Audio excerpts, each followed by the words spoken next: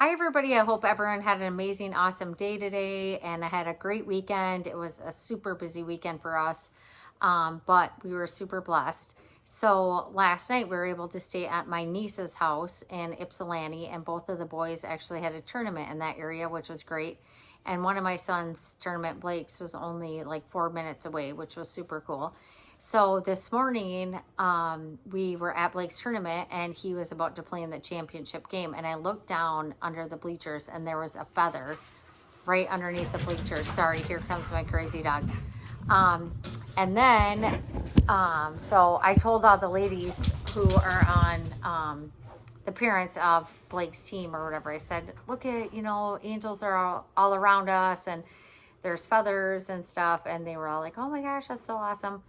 And then I walked down to get stuff out of the car for Max, and I looked and there was another lady who had a feather tattoo on her arm. And I said, oh my gosh, can I take a picture of that? I said, God keeps showing up and showing off or whatever with different feathers and stuff. And she said, yeah, absolutely. She's like, actually, he shows up for me with dragonflies. I'm like, oh, cool. So she's going to have a dragonfly tattoo next. But so anyway, I was praying and asking God where I should be because Blake and Max both had games at around the same time. And I didn't know if I should go to Blake's game or Max's game since I hadn't been to very many of Max's games yet. And so I just prayed about it and God showed up and said, you need to stay at Blake's game. So I'm like, okay. And I told Kurt and he was fine with that. He's awesome because he always knows that, I'm listening to and discerning the voice of God. And so Max and Kurt had left, and like 5 minutes later, the umpire behind the plate of Blake's game was like, I don't feel good, I can't breathe, and he was like really short of breath. And so we got him over and ended up getting water and a cool towel on him because it was super hot. So we thought maybe he was just dehydrated, needed water. And he's like, I can't breathe, I can't catch my air and stuff. So I ended up having them call 911, and I talked to 911 on the phone and was kind of just going through his history, asking him different things, if he was diabetic, if he had heart disease, and just if he had done drugs, and just trying to figure out, where he's at and what he needs. And so I asked someone in the crowd if they had an inhaler just to open up his lungs. And this is all medical stuff, I know, so people. But anyway, and then his friend came over and held onto his hand and said, oh my gosh, your hands feel swollen.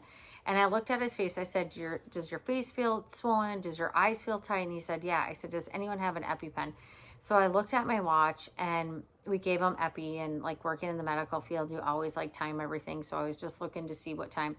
Well, that was like at 1:05 or whatever. Well, by the time it was like 1:06, 1:07, he had already had better breathing just because we gave him that epinephrine because he was going into an anaphylactic shock. I think he got stung by a bee and he didn't know he was allergic to bees or whatever. But the ambulance had still not gotten there. So it was so awesome how God showed up and had me stay there. I'm not saying other people wouldn't have stepped up either because there were other people there also. But it was just so cool that he had me where he needed me, because when you pray that prayer of asking him where he wants you and listening, he will keep you where he needs you to be.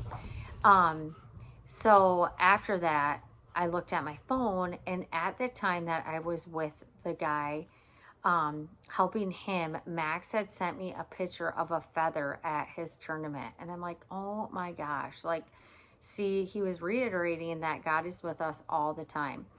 And so when we got home, it was really cool because my niece is like, oh my gosh, I'm flying out for her honeymoon. She's like, I really wanted this wifey shirt or whatever.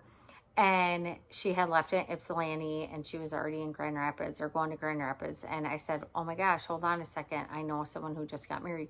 So anyway, I messaged Jessica Seal and she said, oh yeah, my daughter has a size small. Is that what she needs? I said, yes, absolutely.